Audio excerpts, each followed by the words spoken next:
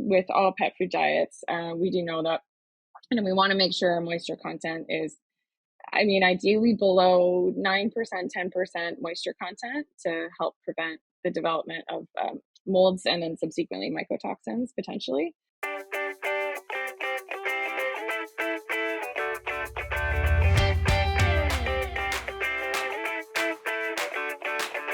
Hello and welcome to the Pet Food Science Podcast brought to you by Wisenetics. I'm Jan Sogodolski, here professor at Texas A&M University, and I'm dedicated to bring you the latest insights and discussions into the pet food science industry. So get ready to expand your knowledge and stay ahead with today's episodes. And my guest today is Michelina Crosbie, and she's a research associate at the University of Guelph who just finished her PhD. Congratulations, correct? Thank you. And so Michelina, we're going to talk today about mycotoxins and why mycotoxins are important, why owners have to be aware of that, what the pet food industry can do. And Michelina, what I like to do is usually let my guests introduce themselves. So it's nice to know where you came, where you started, what your PhD was about, and what you're doing now and what your future will be. So welcome. Hi, thank you so much, Jan. My name is Michelina, and I'm actually originally from Winnipeg, Manitoba, but I did my undergrad in animal biology at the University of Guelph. Did some really fun undergraduate research projects there, working a little bit in kind of nutrigenomics area. Was really, really fun with Dr. Anna-Kate Shoveler. Then after that, I went into my master's with Dr. Leanne Huber in swine nutrition, looking and kind of characterizing the ileal digestibilities of amino acids in black soldier fly larva meal for pigs, and also kind of exploring some of the immune functional benefits of black soldier fly. And once I finished that, I moved into my PhD with Dr. Anna-Kate Shoveler in canine nutrition, where I looked at basically the development of the indicator amino acid oxidation technique to determine the bioavailability of methionine in extruded diets intended for dogs, looking specifically more at peas and chicken meal. But I'm excited to be here to talk about mycotoxins today, because that was another part of my PhD research that kind of course, as all good research does, it often will kind of come out of nowhere, and you're not entirely expecting a project to come from that. ProAmpac, your companion in pet packaging. Visit pets.proampac.com to explore our innovative sustainable solutions, such as our QuadFlex recyclable flat bottom bags, ProDura polywoven bags, ProEvo recyclable paper bags with grease resistance, and our ProActive recyclable film and pouches that run at optimum speeds on your filling equipment. Elevate your wet food, treats, and kibble brand by utilizing packaging that safeguards and preserves product freshness. Trust ProAmpac for packaging that cares for your pets and the planet. pets.proampac.com. So tell us about what was your part of the PhD project and why mycotoxins, and why is it important for you to talk about them?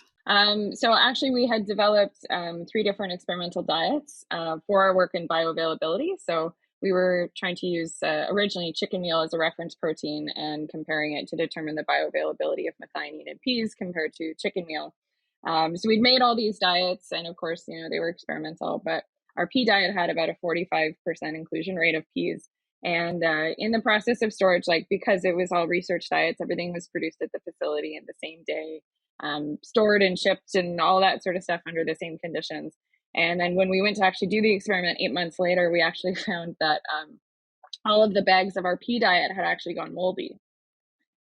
So that was completely unexpected, and it was literally all of the bags of the pea diet. So it was really interesting. So that kind of made us start to want to answer and kind of ask some questions and try to answer some questions.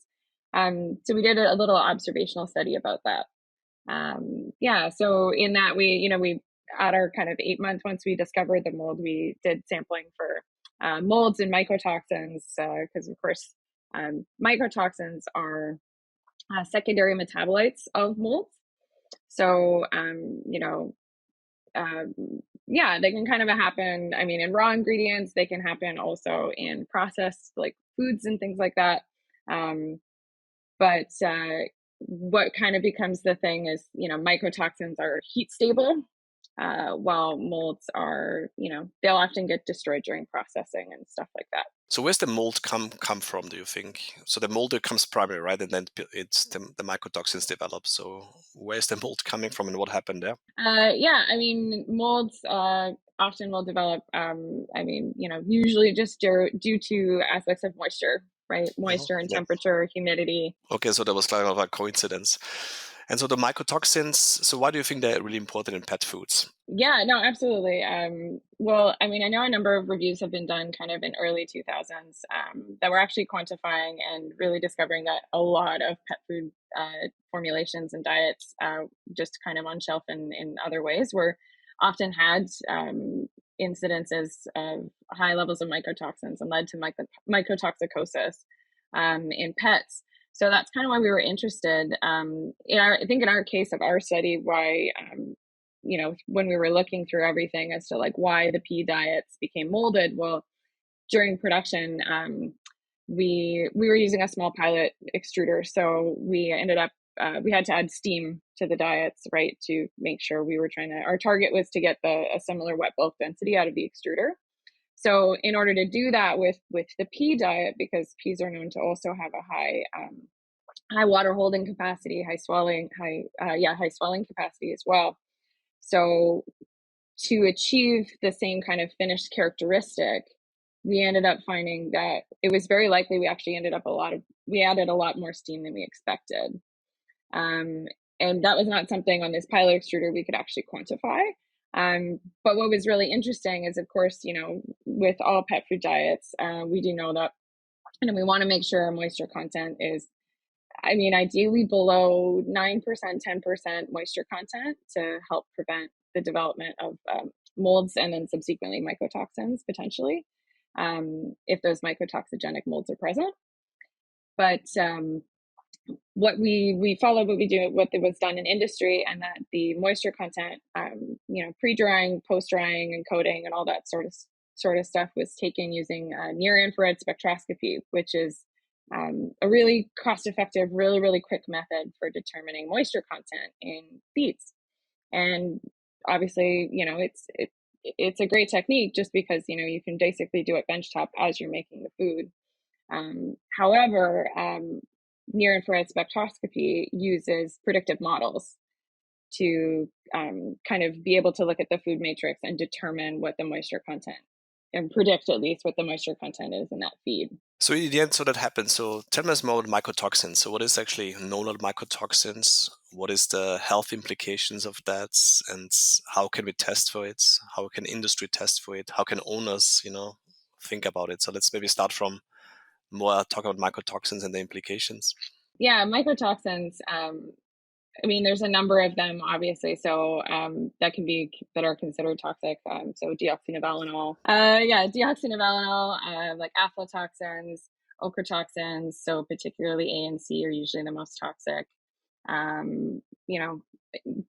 There's a lot of regulatory guidance onto kind of what those safe levels are for a lot of those mycotoxins.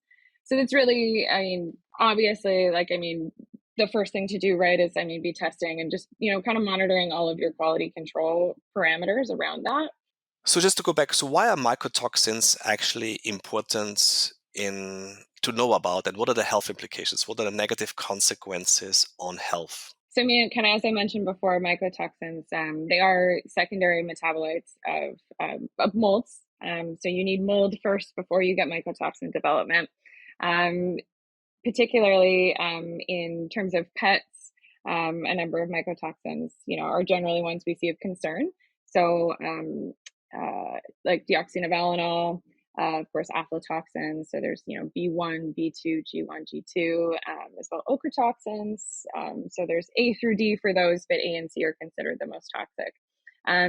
Now, kind of to sort of maybe orient that back to the molds, but so we look at, like, when we look at certain, when we can do mold counts or mold analysis, like mold speciation analysis on foods, we can look for some of these potential molds that are particularly known to produce these mycotoxins. So like certain Aspergillus subspecies, certain Penicillium subspecies, Fusarium subspecies. So we can kind of look at those and identify that even before we can even see if there's a mycotoxin contamination. We can measure mycotoxins. But before, before even talking about analyzing them, mycotoxins, obviously, what makes us more concerning about them is because they are, obviously molds are visible, right? People, owners, and all of us, we can see if something is moldy, like, you have a moldy loaf of bread or something, you can tell. But obviously mycotoxins, we can't see them. The other aspect being that, why it can, why it's hard sometimes for people to kind of think of and visualize mycotoxins is that, like molds are, heat labile. So molds are going to, be killed off by heat and thermal processing and things like that. But mycotoxins themselves remain really heat stable. And so they can even persist even after processing, and just be present in the food. So, there's a number of studies that obviously there's like a defined, safe kind of upper limit, or basically like, it's quantified differently. So there's like, lethal doses and safe limits and all these different things. And that's, really well kind of regulated by all government kind of organizations. But, it can cause anything from vomiting, from weight loss, liver damage, and even death in some circumstances, depending on kind of the dose that's given, and kind of the length of time that the pet is actually consuming that for. So it doesn't necessarily mean if, an animal eats something and there's mycotoxins in it once, like, that's not necessarily always a thing. But what becomes is because, obviously, like a lot of pet owners will feed their pets, kind of one static diet.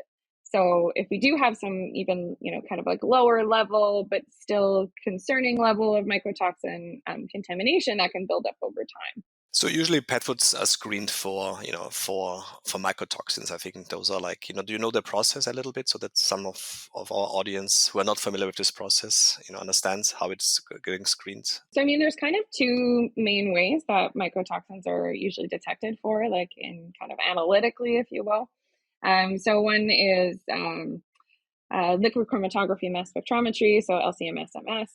And that's kind of our high level. It's pretty expensive, but it's very detailed. It can test a lot of different mycotoxins all consecutively. It can also test what's sort of been coming out called conjugated mycotoxins. So mycotoxins that are not just kind of floating individually on their own. They might be bound to another mycotoxin. They may be bound to something else. They would still have a toxic effect, but a lot of our kind of current methods don't pick that up. But the one thing about LCMS is it is expensive. So that can be a little cost prohibitive. But on the other side, there's also ELISA. So you can order, quick little ELISA test kits that can test for a number of different mycotoxins. In all sorts of feeds ingredients. I know kind of in agricultural sectors, that's kind of used on farm fairly regularly in an ideal world. But a pet owner is not necessarily going to be using that, but definitely in industry, it's always really important, to not only test the raw ingredients, because obviously, if there are mycotoxins present in raw materials, and then you do make a diet, those mycotoxins can carry over, as sort of what we found. We're pretty sure that it was a contamination of a raw ingredient, because none of our mycotoxin levels were above. But yeah, so those would be kind of your two key methods. Which ingredients are usually known to have higher loads of mycotoxins? Does sort of depend kind of on the mycotoxin you're looking at, but some sort of common pet food ingredients that might be contaminated with, say, like aflatoxins. They can be things like contaminated corn or wheat or rice. In terms of like dawn, that's also like corn, wheat, barley, oats, sometimes soybean, and your ochratoxins, again, kind of a similar vibe, like a lot of those cereal ingredients. So like barley, corn, wheats, oats, dried beans, things like that. Usually things with some sort of a seed coat, so that once the molds, the mold can kind of exist in there, either like pre-harvest, at harvest, or pre-processing. So the mold can kind of propagate usually underneath the seed coat. and then produce the mycotoxin. And then it ends up, even if we, take the shell off or, dehull any kind of our grains, then those mycotoxins can still be present. So usually we screen obviously the ingredients, but you said from your study, you noticed that obviously post-processing it can help because of humidity and things like that. So what are your observations or experiences? What is currently been done industry, or what could be, is there something that industry could do a little bit better in management and quality control? I think in terms, like the one thing I think that we found for us was that the mold development in the pea diet was the moisture content actually ended up being, it was like 12, 13% of that diet when we got it back. But of course, near infrared spectroscopy measured it to be right in our line, so under 10%. But the interesting thing about NIRS is, and well, peas as well, is peas, right, have a very, very high fiber content. And some other research has shown that NIRS can actually inappropriately quantify moisture content in forages that have such high fiber. So there's the potential that if you're formulating diets with kind of an extreme inclusion level of, say an ingredient like peas, that just characteristically, like their physiochemical characteristics and just kind of their fiber content, they're going to behave differently. And so therefore, if we don't have these models, we're not checking them and kind of validating them. And I'd recommend that, every once in a while we do, the standard kind of benchtop dry matter analysis just to make sure that NIRS is properly doing that, because I know it saves time. Also, I think the big thing too is making sure, because we stored these diets for, ended up being over a year. So it was about 6 or 7 months or so after we discovered the mold, and they'd already been stored for about 8 months at that time. Yeah, so when we're storing diets for kind of that long period of time, like 15 months and things like that, we also measured nutrient contents of diets kind of over time just to see how that was changing. So of course, like doing standardized, whether they're just actual shelf life studies or accelerated shelf life studies under different shipping and storage conditions, obviously that's all very important. But with some of the differences in our nutrient contents, and just kind of obviously the mold was still there, we didn't touch that.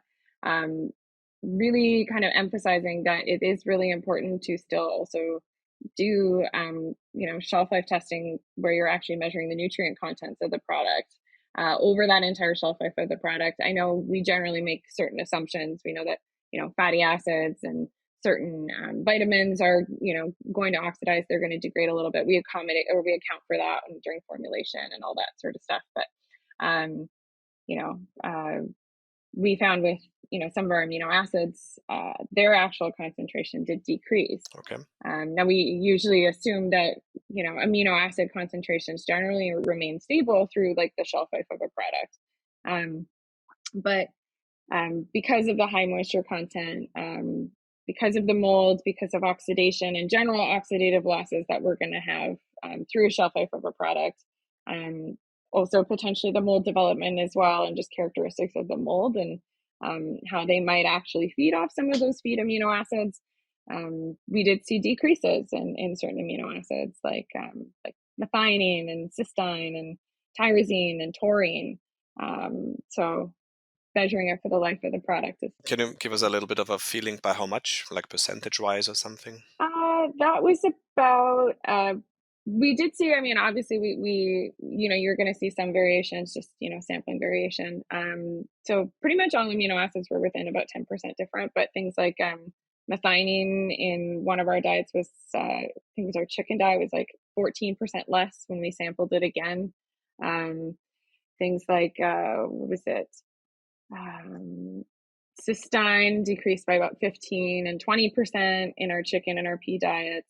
We also saw tyrosine kind of decreasing by around 27% across all diets. Okay, so and then we actually saw the greatest decrease we saw was for taurine. So that was about half. We lost about half the taurine between even just a few months after being stored. Just to clarify, so you think this was with the combination with the mold development, or is it just to clarify what you said before? Yeah, I think it's a combination. I think like we do know that like lipid oxidation that would normally occur during storage has been seen even just like being stored at around like standard room temperature, like 25 degrees for even just like kind of less than a year. We've seen decreases in some amino acids.